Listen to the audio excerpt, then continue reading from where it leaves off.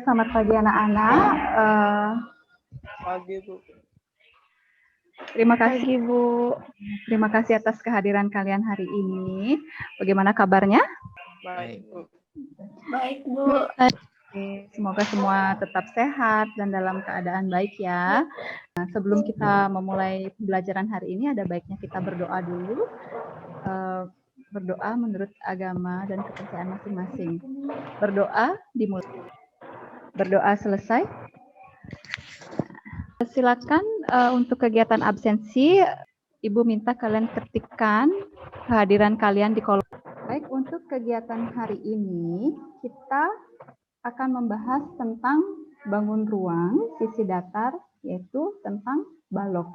Kita akan membahas tentang luas permukaan balok dan volume dari sebuah balok. Nah, sebelum mulai belajar, hari ini kita penyegaran sedikit ya. Ibu minta kalian untuk menuliskan perasaan kalian hari ini seperti apa. Tuliskan dalam buku atau selembar kertas dengan tulisan besar. Tuliskan, nanti tampilkan di layar kalian. Hari ini saya merasa senang. Oke, hari ini saya merasa senang. Hari ini saya merasa senang tulisannya. Oke. Saya bahagia. Oke, Saya Kakak bahagia. Oke, Dewi, apa itu? Hari ini saya merasa sangat bersemangat dan senang. Oke, bersemangat dan senang. Terima kasih ya atas semangatnya. Berarti sudah siap dan semangat untuk pembelajaran hari ini ya. Merasa semangat untuk belajar, terus merasa senang. Apalagi kita sekarang akan belajar pembelajaran matematika yang akan kegiatan praktek pengukuran bangun ruang. Untuk kegiatan hari ini, apa sih tujuan pembelajaran kita sekarang? Kita akan membahas tentang bagaimana sih cara mengukur luas permukaan dan volume balok. Apa sih tujuan pembelajaran kita hari ini? Yang pertama, ini kegiatan pertama melalui kegiatan Zoom. Di kegiatan Zoom ini siswa akan menonton video bagi yang sudah Ibu petakan kemarin kesiapan belajarnya, gaya belajarnya, kemudian minatnya. Nah, melalui kegiatan ini kalian akan menonton video, kemudian membaca artikel, dan mendengar penjelasan langsung dari guru. Bagi yang belum memahami, akan dapat memahami bagaimana menentukan luas permukaan dan volume balok dengan menulis catatan langkah-langkah pengukuran balok secara runut dan rapi, menggunakan kata-kata dan pemahaman sendiri. Kemudian pada kegiatan kedua, ini kegiatan mandiri kalian lakukan di rumah, yaitu kalian akan melakukan kalian mengukur benda yang sudah kalian pilih, kemudian diukur berapa sih panjang, lebar, dan tingginya di sana.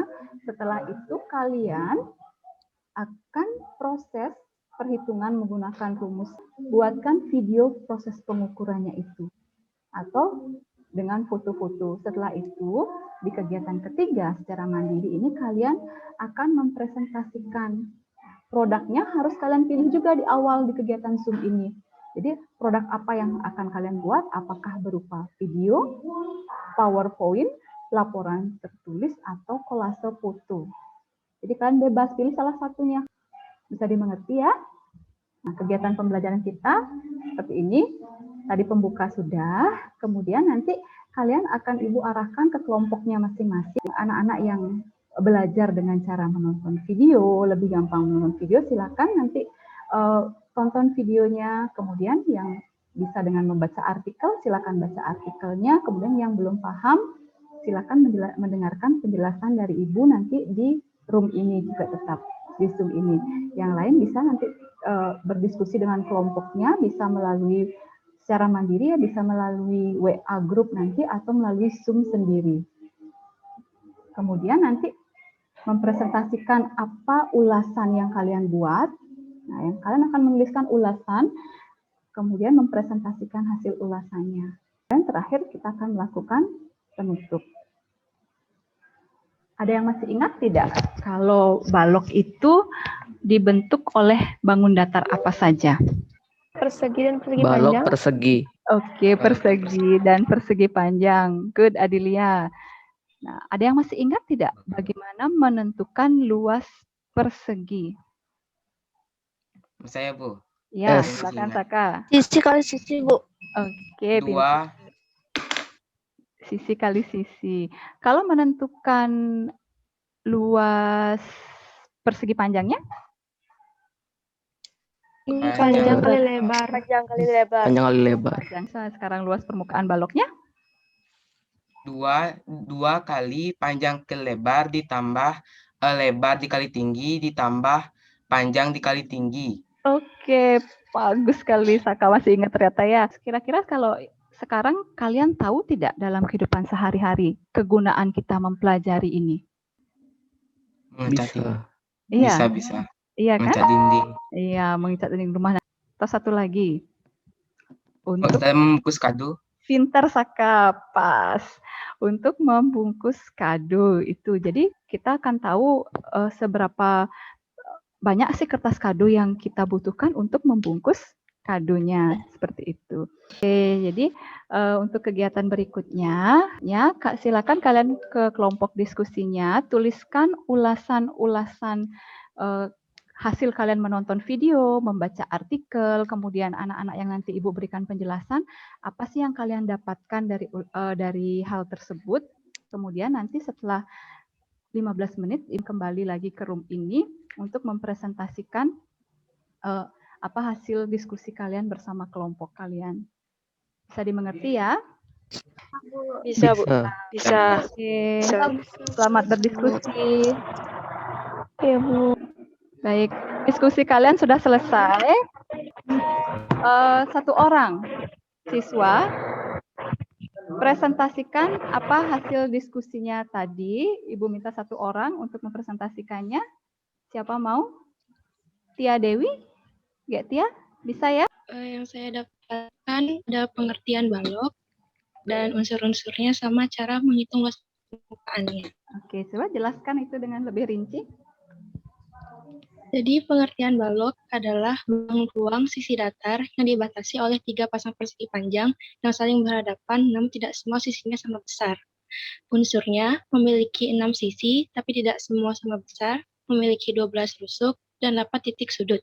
Dan cara menghitung luas permukaan balok adalah 2 kali PL tambah PT dan tambah LT.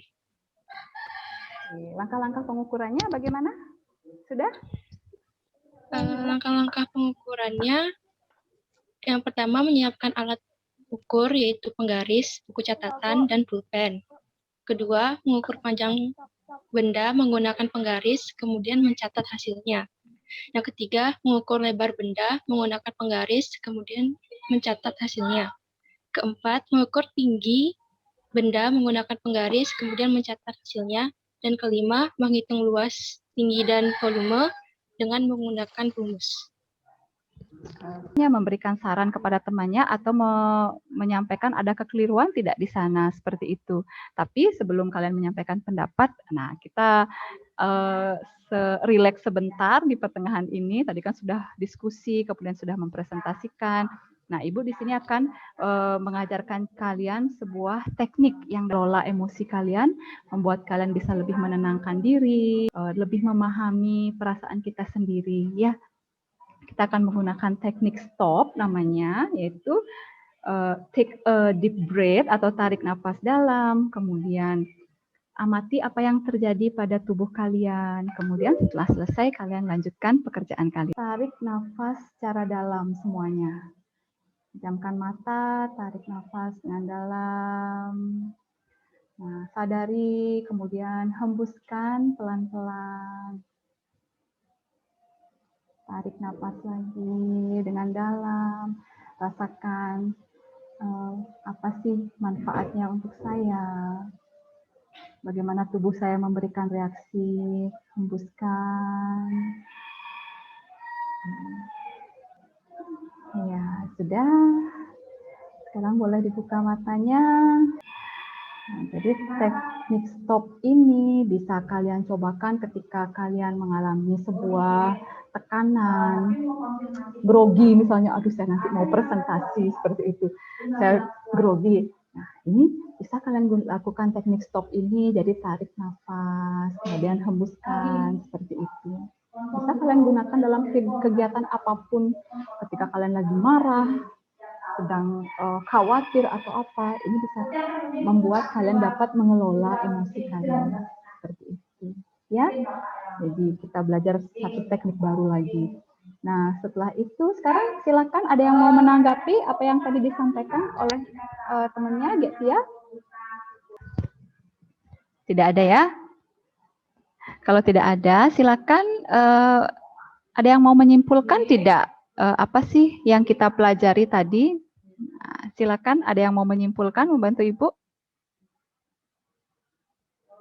Kan kita tadi belajar tentang luas permukaan, volume balok. Apa sih kesimpulan yang kita dapatkan? Untung mau? Boleh. Oke, silakan. Jadi kesimpulannya, kita dapat tahu bagaimana cara mencari luas dari permukaan balok atau bangun ruang lainnya yang bisa memudahkan kita dalam melakukan kegiatan sehari-hari. Contohnya membuat kado, membungkus kado, atau mengecat dinding, dan lain-lain. Sekian. Baik, bagus sekali Untung. Terima kasih untuk kesimpulannya. Nah, jadi dengan kita mempelajari tentang luas permukaan balok, volume balok, kita dapat menggunakan dalam kehidupan sehari-hari. Dan kita akan tahu bagaimana sih prosesnya, apa sih yang harus kita lakukan pertama. Nah, jadi kita harus mengukurnya dulu, kemudian kita harus mencatat hasil pengukurannya, mengolahnya, baru kita membuatkan dalam bentuk videonya. Nah, kemudian untuk tugas kalian berikutnya di rumah secara mandiri. Nah, di sini nanti apa yang akan kalian kerjakan? Tadi kalian sudah Ibu minta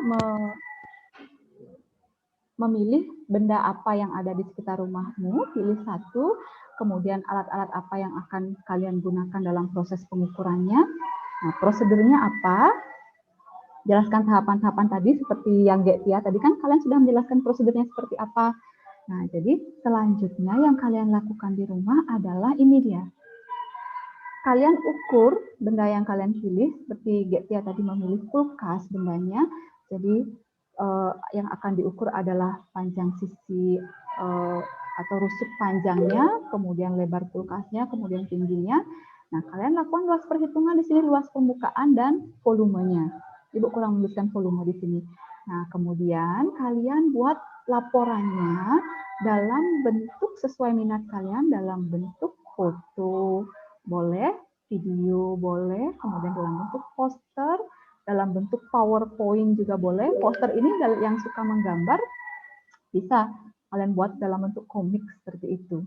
Jadi laporannya Ibu berikan waktu sampai minggu depan untuk mengumpulkannya. Kemudian pertemuan berikutnya kalian akan mempresentasikan. Untuk yang membuat video, kalian bisa unggah atau upload videonya di channel YouTube kalian. Kemudian linknya yang dikirimkan ke Ibu seperti itu. Ada pertanyaan terkait tugasnya? Tugasnya sudah jelas ya? Sudah. Bu, sudah jelas. Sekarang setelah kalian mengikuti pembelajaran hari ini, kita akan melakukan refleksi. Setelah mengikuti pembelajaran dengan cara berkelompok dan berdiskusi seperti ini, kemudian kalian akan membuat sebuah produk gitu. Bagaimana sih perasaan kalian rasakan setelah mengikuti pembelajaran hari ini? Yang saya rasakan itu menyenangkan. Habis itu saya jadi mengerti tentang luas permukaan dan volume balok seperti itu. Oke, terima kasih. Baik. Jadi untuk kedepannya, Ibu bisa terapkan tidak cara pembelajaran seperti ini lagi untuk kalian? Kira-kira bisa tidak? Bisa, Bu. Bisa, Bu. Untuk tangkap lebih bisa dipahami ya, karena kalian mengerjakan itu, melihat bendanya secara langsung dan mempraktekkan langsung proses pengukurannya. Jadi bisa lebih dipahami seperti itu ya. Baik, kalau begitu terima kasih untuk kehadiran kalian hari ini. Semoga apa yang kita pelajari hari ini bermanfaat untuk kalian ke depannya berada. Ibu tutup dengan Parama Santi. Om Santi, Santi, Santi, Om. Om Demikianlah kegiatan pembelajaran saya di kelas 81, bagaimana menerapkan pembelajaran berdiferensiasi dengan materi luas permukaan dan volume balok. Nah, adapun refleksi saya untuk kegiatan ini adalah yang pertama itu tentang perasaan saya pada saat perencanaan. Yang saya rasakan saat perencanaan itu adalah perasaan khawatir. Saya merasa khawatir ketika siswa nanti tidak bisa menerima apa yang saya berikan nanti, seperti itu. Siswa yang terbiasa dengan menerima apa yang kita sampaikan, kemudian sekarang kita akan memberikan mereka kegiatan mandiri yang bebas mengeksplorasi sesuai dengan gaya belajar, kesiapan belajar, dan sesuai dengan minat mereka. Saya malah khawatir mereka tidak akan terbiasa untuk menjalani ini. Nah, kemudian ternyata saat proses pembelajaran tersebut,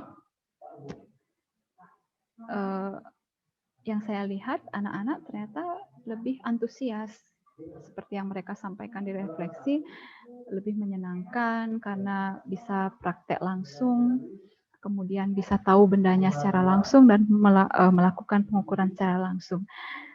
Jadi di sana saya merasa saya menjadi lebih bersemangat kembali nanti membuat lagi atau merancang pembelajaran yang berdiferensiasi sesuai dengan minat siswa, sesuai dengan kesiapan belajar siswa, kemudian sesuai dengan gaya belajarnya atau profil belajar siswa.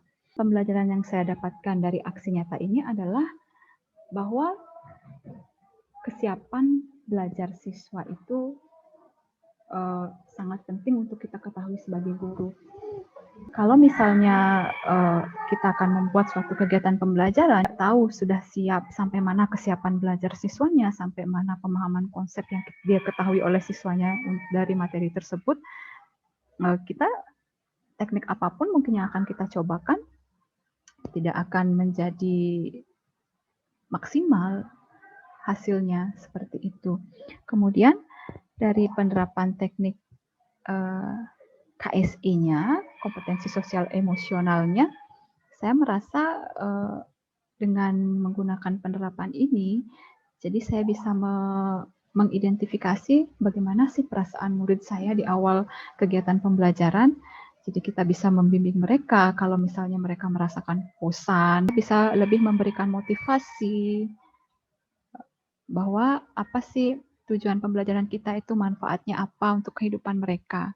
Jadi setelah kita mengetahui perasaan diri murid, kesadaran diri siswa, seperti itu kita bisa memberikan motivasi. Jadi terlatih untuk juga mengelola emosi sendiri, kemudian mengajarkan siswa cara pengelolaan emosinya agar mereka bisa lebih tenang, kemudian mereka bisa lebih bisa berinteraksi sosial dengan baik dengan teman-temannya.